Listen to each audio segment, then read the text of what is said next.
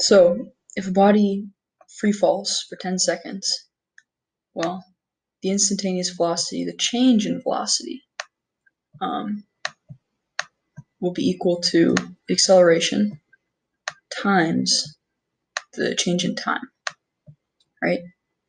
So let's say g is equal to 9.8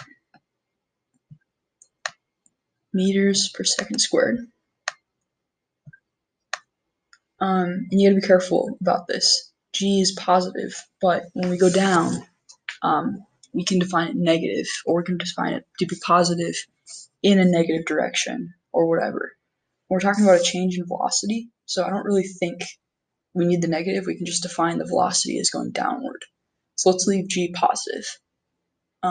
So this, and let's just say it's roughly equal to 10. Yeah, I guess we'll do that. 10 meters per second squared. I'm actually not sure what your professors want as far as if you're allowed to use 10 or not. So let's stay with 9.8. It's more exact.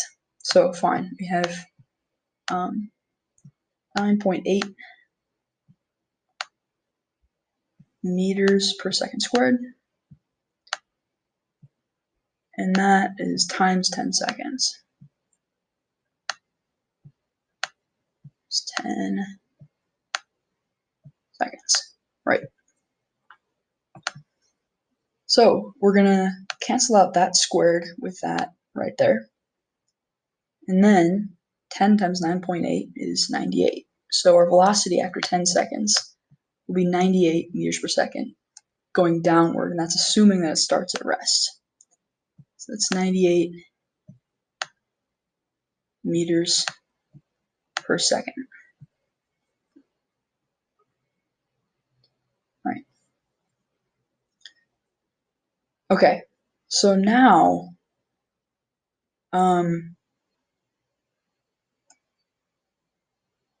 yeah, this is the weird part. This is the instantaneous velocity 10 seconds in. So now we want to talk about what's the average velocity averaged over that time, that 10 seconds that's increasing this velocity. So we know that if it has a constant acceleration, then if we were to plot the velocity on the y-axis and the time on the x-axis, we would get a linear plot here like this, and it would be like that. And then this area under the plot would be the distance traveled.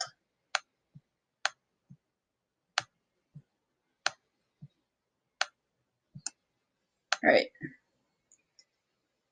So if up here we have 98 meters per second,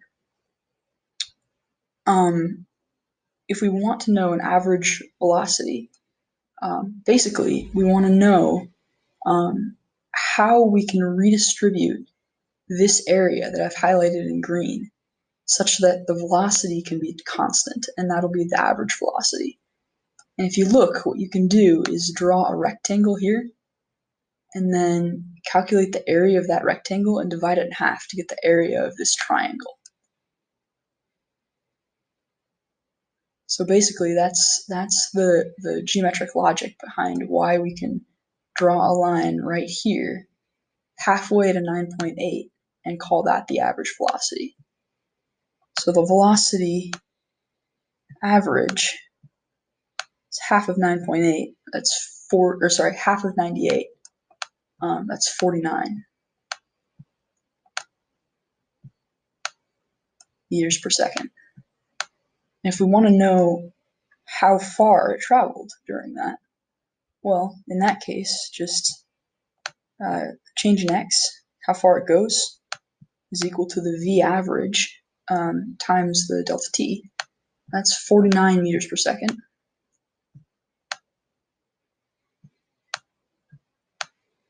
And it travels for 10 seconds. the seconds cancel, and we're left with 490 meters.